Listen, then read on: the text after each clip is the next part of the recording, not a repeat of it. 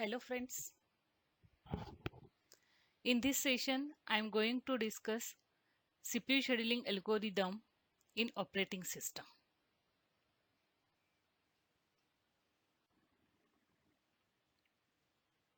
There are different scheduling algorithms. I am going to explain two scheduling algorithms. First is FCFS, second one is SJF. We'll see first one FCFS. It means first come first serve. The process which is arriving first gets scheduled first. SJF means shortest job first. The process which is having small burst time gets scheduled first. There are two types of SJF: preemptive SJF and non-preemptive SJF. Preemptive SJF is also called as shortest remaining time first, SRTF. In this case, if newly arrived process having small burst time as compared to currently executing process, newly arrived process gets scheduled. It means currently executing process gets preempted. Second one is non-preemptive SJF. In this case, even if newly arrived process is having small burst time as compared to currently executing process, the currently executing process continue its execution till completion. Means newly arrived process gets scheduled after currently executing process execution completion.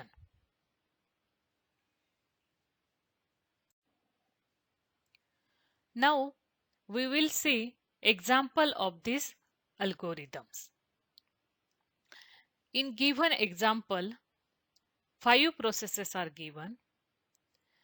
Arrival time and burst time for these processes are given. With the help of given information, we are going to draw Gantt chart and calculate average waiting time and average turnaround time for above mentioned algorithms.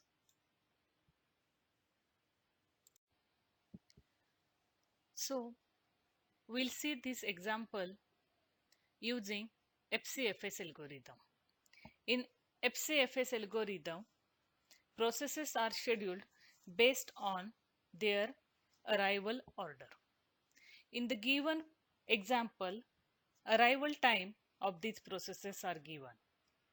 So, process P1 is arrived at 0, process P2 arrived at 1, P3 at 2, P4 at 3, and P5 at 4. So, these processes will schedule in the order of P1, P2, P3, P4, and P5.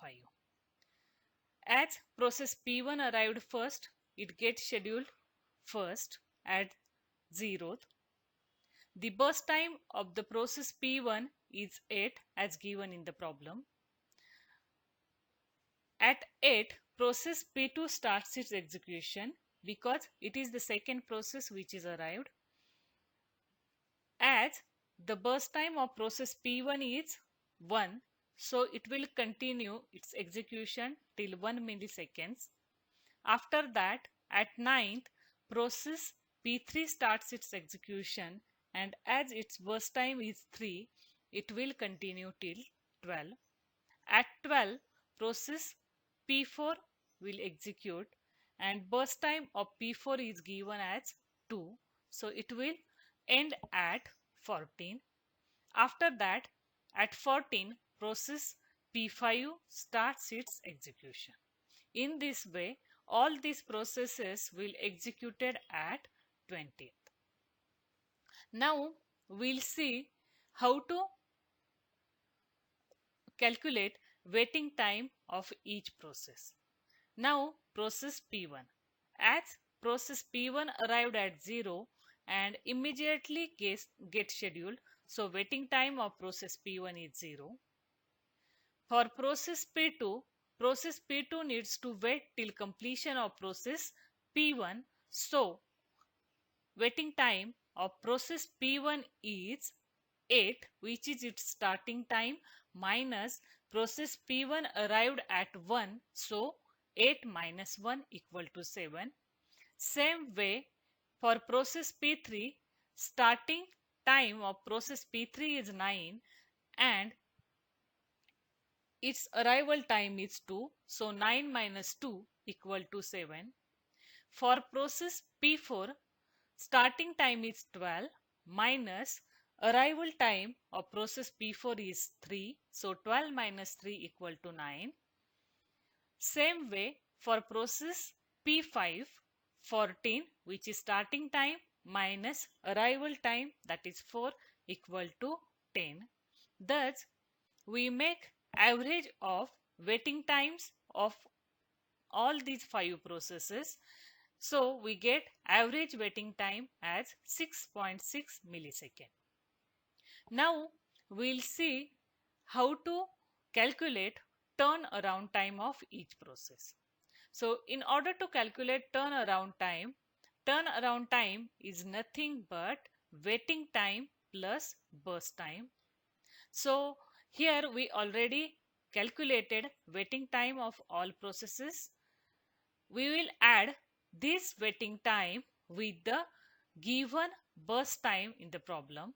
So, turnaround time of process P1 is waiting time is 0 and its burst time is 8, which is given in the problem. So, turnaround time of P1 is 8, P2 is 8, that is 7 plus 1, P3 is 7 plus 3, 10, P4 is 11, P5 is 16, and making average of this turnaround time of, we will get average turnaround time as 10.6 milliseconds.